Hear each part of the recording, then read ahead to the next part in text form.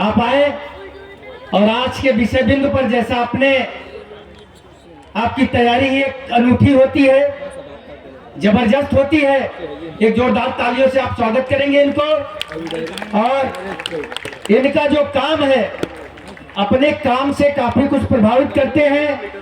इनका काम है कि ये टूटी हुई, ये बिखरे हुए विरासत को फिर से मजबूत बना देगा।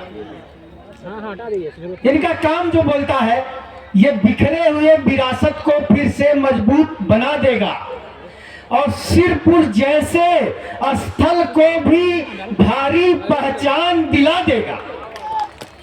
ये बिखरे हुए विरासत को फिर से मजबूत बना देगा, सिरपुर जैसे स्थल को भावी पहचान दिला देगा। जो भी कड़ियां टूट गई हैं फिर से उसे सजा देगा और स्वर्ण काल के उस मसाल को जीवन दीप जला देगा, जीवन दीप जला देगा।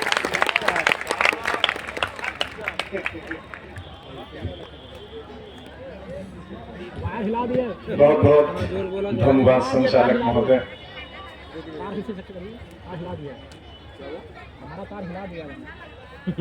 हजारों साल का रिश्ता जो कोरिया से था, आज फिर आप लोगों के सामने जीवित हुआ और बड़े आह्लादित मन से आप लोगों ने धम्मगुरु का स्वागत किया और भींगी पलकों से उनकी विदाई दी। मैं भी बड़ा भावुक हो गया। आज हमारे सम्राट अशोक क्लब के राष्ट्रीय अध्यक्ष, राष्ट्रीय प्रवक्ता महोदय, बीएचयू की प्रोफेसर चटर्जी मैडम, मैं आपको सुन रहा था। बड़ी इच्छा थी कि मंच के माध्यम से थोड़ी गुफ्तगू मैं करूं, अगर समय की बाध्यता न हो। ठीक है जी, बिल्कुल हम लोग मिलेंगे। मंच पे सम्मानित भिक्खु संघ कोर कमेटी के हमारे वरिष्ठ मार्गदर्शक सुदर्शन सर,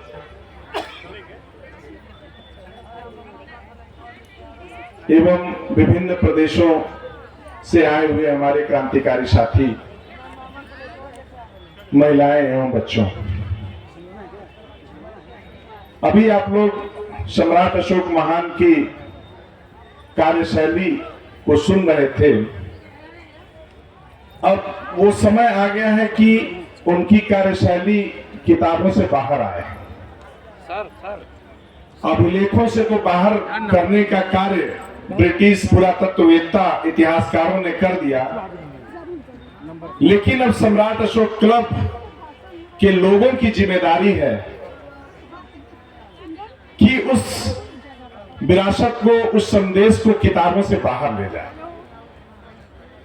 और बखूबी हम सभी मिलकर ऐसा कर भी रहे हैं, जिसका परिणाम आप लोग देख रहे हैं।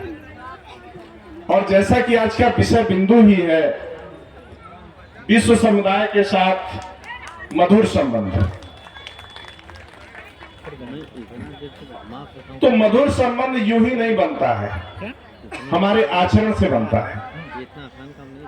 और वो आचरण हमारे जीवन में, हमारे कर्मों में, हमारे बातों में परिलक्षित होना चाहिए।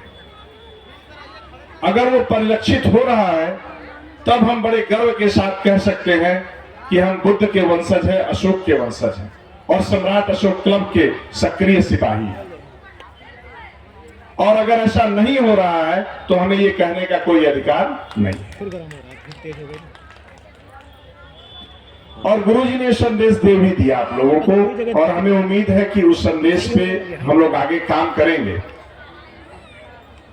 अभी जो 8 शेर वाला स्तंभ, जिसको लटियां के नाम से आप लोग जान रहे थे, उसके बारे में एक दो बातें मैं आप लोगों को कनेक्ट कर रहा हूं इतिहास से और पुरातत्व से, कि इतिहास और पुरातत्व से किसी भी जगह को हम कैसे पहचानते हैं।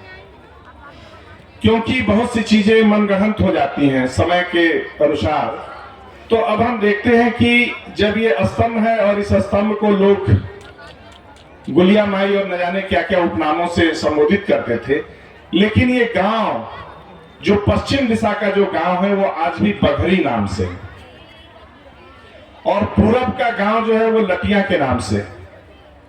तो बघरी का मतलब ही ये है कि इस स्तंभ पे बाघ रहा होगा, क्योंकि बिना बाघ के ये स्तंभ के इस गांव का नाम बघरी नहीं हो सकता। और जो लोग नहीं गए हों, एक बार बघरी गांव में जाइएगा तो एक अभी भी स्तूप आपको मिलेगा, बहुत छोटा सा कुआं वहां बना हुआ है, कुछ लोगों ने अपने घर बना लिए हैं, लेकिन एक स्तूप अभी भी बघरी गांव में स्थित है। और ऐसा यही नहीं है, भारत के विभिन्न हिस्सों में है। और सम्राट अशोक महान यूं ही पूरी दुनिया से कनेक्ट नहीं थे, बहुत से उन्होंने सिस्टम डेवलप किए थे। एक सिस्टम की और चर्चा कर ले रहा हूं।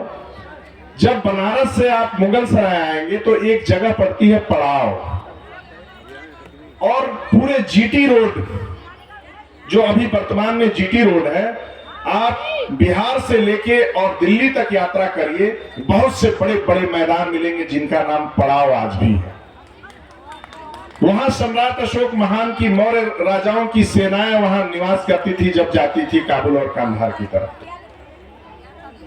तो वो पड़ाव आज भी है, और उस पड़ाव के आसपास शाकाहारी जातियों के लोग अभी भी निवास करते हैं, जो साग सब्जी का काम करते हैं। क्योंकि भारत में जब बुद्ध धर्म का प्रभाव बढ़ा तो मांसाहार का जब त्याग हुआ तो सेनाओं के समक्ष एक समस्या भी थी। तो उस समस्या का निदान के रूप में जो साग सब्जी का खेती करने वाले जो लोग थे, जो उस कौम के लोग थे, तो इन बड़े बड़े मैदानों के पास, पड़ावों के पास आप पुराने से पुराने गांव का अध्ययन करिएगा तो उस गांव में खेती बाड़ी करने वाले लोग आज भी आपको मिलेंगे। और मैंने इसका सर्वे भी किया है, इसलिए आप लोगों से मैं शेयर कर रहा हूं।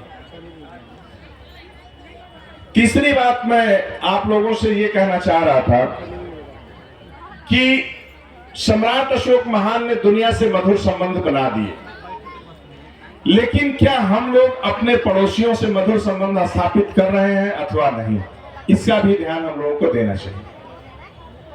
अगर हम अपने पड़ोसियों से मधुर संबंध स्थापित नहीं कर रहे हैं तो सम्राट अशोक महान की जो राजाज्ञा थी, तथागत बुद्ध के जो धम्म संदेश थे, उन संदेशों को हम अपने जीवन में नहीं उतार रहे।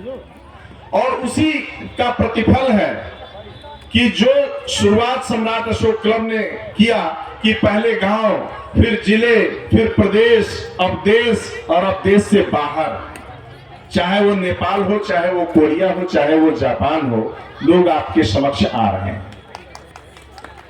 तो ये कार्य आप लोग भी कर सकते हैं,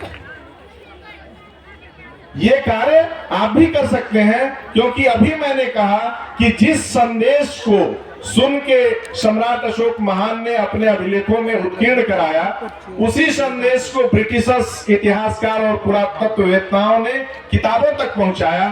और धन्य है ये जमनिया की माटी कि सब लोग उस इतिहास को सुन रहे हैं यहाँ पे। और मैं आप लोगों को सलूट करता हूं, इस जमनिया की माटी पे आए हुए लोगों को सलूट करता हूं कि लोग डर से कहीं जाते हैं, भय से कहीं जाते हैं, इकट्ठा होते हैं, किसी लालच में जाते हैं, लेकिन इतिहास पढ़ने के लिए इतना बड़ा जन सैलाब यहीं पे सिर्फ आता है। जो चीजें यूनिवर्सिटियों में थी, कैद थी, बंद थी, विश्वविद्यालयों में बंद थी, कॉलेजों में बंद थी, अब वो चीजें गांव में हो रही हैं। और सम्राट अशोक क्लब ये कर रहा है, और आप लोग उसके साक्षी हैं। तो अब मूक दर्शक बन के हम लोगों को नहीं रहना है, इसको दिन गुना और रात चौगुना बढ़ाते जाना है। और ये तभी संभव है जब हम अपने मधुर संबंध एक दूसरे से स्थापित करते रहें, चाहे वो परिवार हो, चाहे वो देश हो, प्रदेश हो या दुनिया हो। इन्हीं चंद बातों के साथ मैं अपनी वाणी को विराम देता हूं। सबको नमो बुद्धाय, जय भारत।